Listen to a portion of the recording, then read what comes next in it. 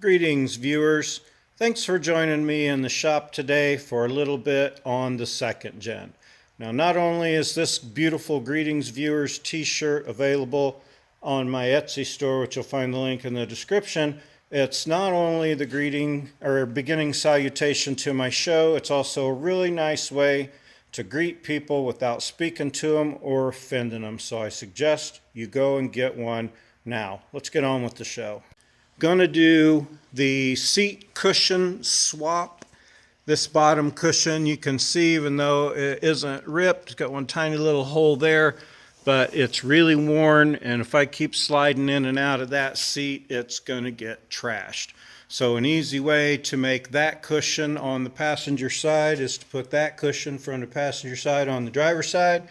Then you have a real nice cushion on your driver's side.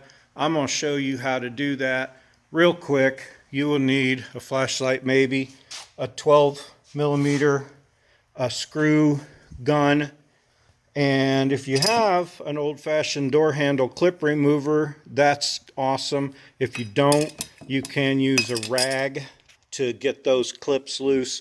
Let me mount this camera up and I'll show you how to swap out that seat cushion real quick. We'll move on to something else. Okay, hopefully you can see what I'm doing without me being in the way here. There's a series of little screws that have to come out. They're tiny little screws with a real fine thread on them. I hope you can see that. So you want to hang on to them because, to be honest, I've had a lot of these vehicles apart, and this is the only place I've ever seen these screws, is putting a seat together. Two of them are short. The one for there and there are short ones. The one for these two are longer ones.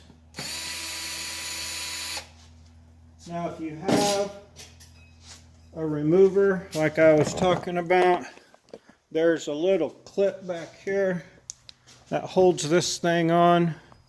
Can you see it in there? Yeah, you can see it back there, that little plastic clip. Well, there's this little gadget here that will remove it. You just get in there on that slot. You can wiggle it around till you find it and you push it through. And then you can see the little clip come off. It just pushes it back. So this thing actually fits on there. Let me show you if I can here real quick. Yeah, it just fits in the groove from the back side. If I can get it to go in there again. There it goes. Yeah, like that, and pushes that clip through. Now push that right directly back, because when you go to put it back on, you just push it on and it'll slide right over the teeth there. So let me set this down.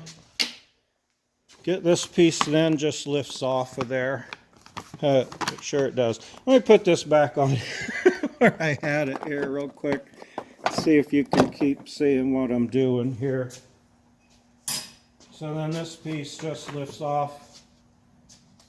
Set it aside. There's two 12s, one there, one there. Now, even though this seat has the adjustment because it's the SR5 seat and the passenger side doesn't have the adjustment, the cushions still bolt on the same. So there's just two bolts and a couple washers. And then I'll flip the seat around here real quick to show you how to get the other side off. And now on this side, there's just one screw down here. Again, it's one of them little stubby, fine threaded screws. Just don't lose them because they're hard to replace and you won't have any in your scrap drawer. There's a little catcher on the front right here. It slides down over that, so you just engage that, slide it down, right back off. Two more 12s. And this cushion can just be lifted out, just like that. You might drop the little slider washers, but they'll fall right down here on your table and you can pick them up. Looks like I got a couple of quarters back here and a dime. So bonus. So anyway, now this cushion is out and it can be moved over. Hang on. I don't need to show you take the other one apart because it's as simple as this side on both sides. But let me get that cushion off and I'll be right back. Okay, you can see there the distance from the bolt holes versus this seat. The distance from the bolt holes are the same. Kind of hard to line up there.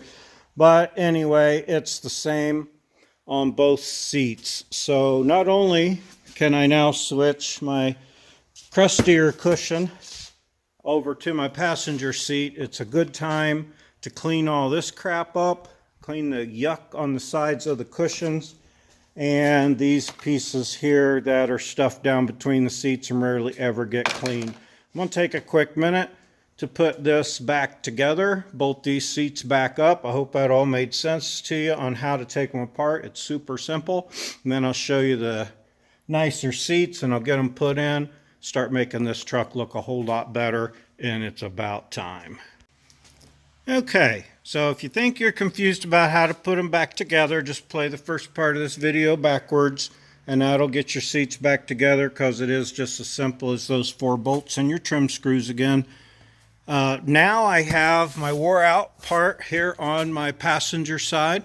So they've got a nice cushion and bolster to slide in and out of. And if I don't have very many people in the passenger seat, but if I do, and that gets worse, I can always fix it because I'm going to save some of the fabric off of those seats. But now look how nice my driver's seat is.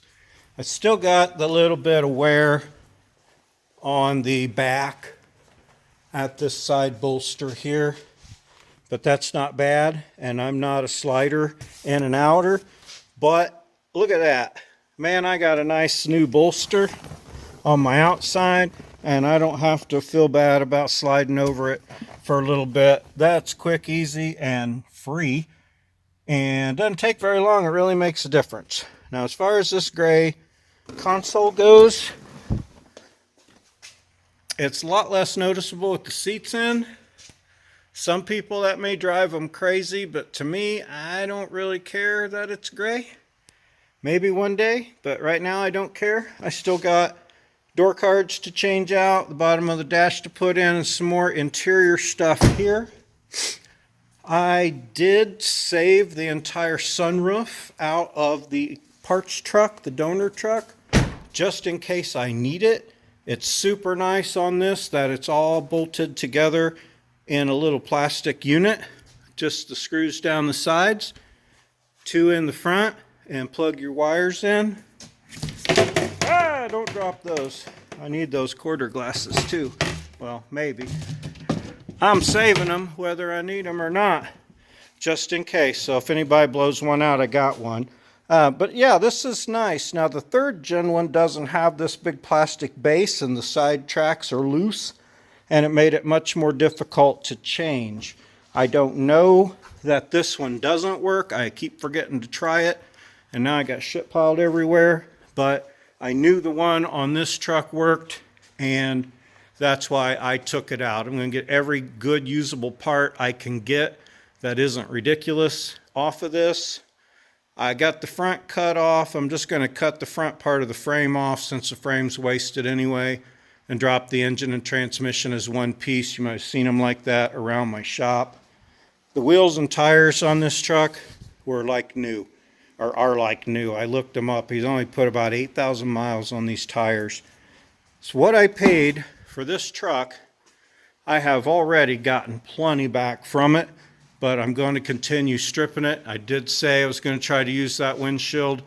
I got it about up one side here, started loose, and as I was pulling that trim off across the top, that is put into the putty that seals it. Anyway, it busted, so I went ape shit on it and busted it several more times.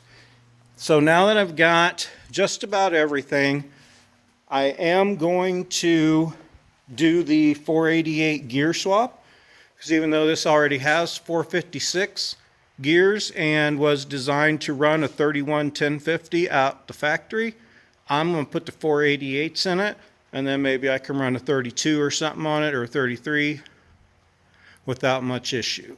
So 488s are going in it. That'll be a good episode. Possibly a sunroof change. More interior stuff, engine, clutch, front end brakes. Holy cow, the list just goes on and on. Haven't started making a list for it yet. I'll make a list when it gets down to the little things. But thanks for joining me for a bit on the second gen today. I appreciate you stopping by. Check the links in the description, please. Like and subscribe to my channel, please, because YouTube goes by subscribers as far as how much exposure your show gets. And I wouldn't make a show if I didn't want you to watch it. So if you don't mind hitting the subscribe button, it's free, and I'd appreciate it. So thank you all for tuning in today. Hope you all have a great day.